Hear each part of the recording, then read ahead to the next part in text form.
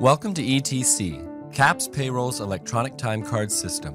In this video, I'll be walking you through logging in for the first time and digitally signing your I-9s and W-4s. If you are starting a project using CAPS Payroll's electronic time card system, you will first receive 2 emails directly from ETC. These emails were sent as a result of your project's administrator adding you to the project. The project administrator may be your accountant or production coordinator. The first email is a welcome letter indicating your username and that you will receive a second email with temporary login credentials. In the second email, the temporary password and unique link to register with ETC will be provided. If you are registering with ETC for the first time, this link must be used and used within 3 days of receiving the email. Upon registering, the normal etc.capspayroll.com website can be used. If your password and link have expired, contact your project administrator to resend the welcome email. Upon clicking the unique link provided, enter your email address and temporary password. Create a new password containing upper and lowercase letters, at least 1 number and 1 punctuation, and it must be at least 8 characters long. Re-enter the new password and click Change Password.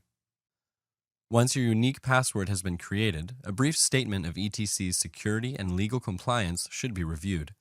This statement addresses secure practices when using ETC, as well as the legally binding digital signatures and I agree buttons found here and on various forms like the I-9 or time cards.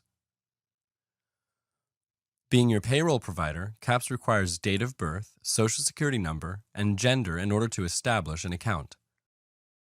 If this is your first time working on a production using CAPS Payroll, these fields will help you create your profile. If you have previously worked on a production using CAPS Payroll, these fields will verify your identity followed by a mailing address identification quiz. Upon establishing or confirming your account, ETC requires the I-9 to be completed before any other business is conducted. Attempting to click other links will not get you very far, not until the I-9 has been filled out. Conveniently, ETC takes all previously entered information and pre-populates as much of the documents as it can. Notice the I-9 already has the name, date of birth, social security number, and email address pre-filled. Added data like the address will then pre-populate on further documents like the W-4. Once Section 1 has been completed, Section 2 can be filled out by you, the employee, or, if it's locked, by your employer as soon as the acceptable documents have been physically verified by the employer.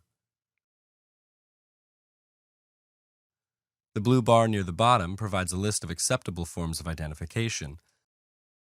The drop-downs also provide the list in order to alleviate any potential mistakes. After filling out the I-9, the legally binding digital signature is established by checking the box acknowledging the validity of the entered information, entering your name in the signature box,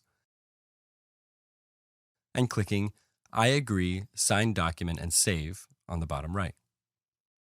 The exact signature required is pulled from the name on the I-9.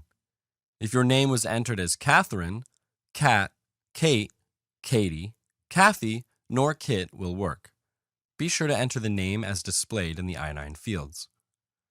Once I agree has been clicked, the I-9 can be downloaded for your records and is readily available and editable in ETC at any time.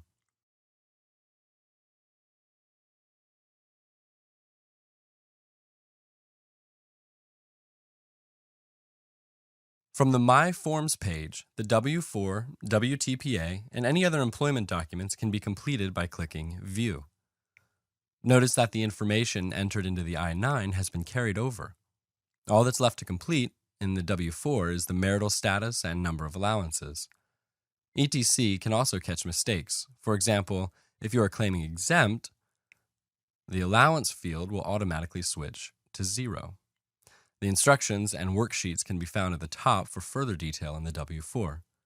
In the same way as the I-9, the W-4 must be digitally signed.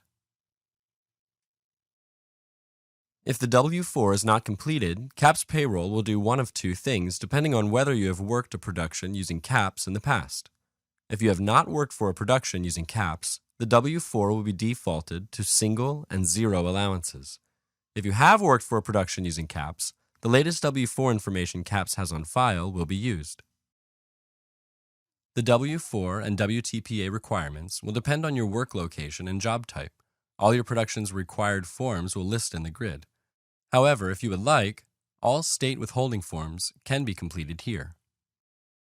If you have any further questions about using ETC, Help opens the manual,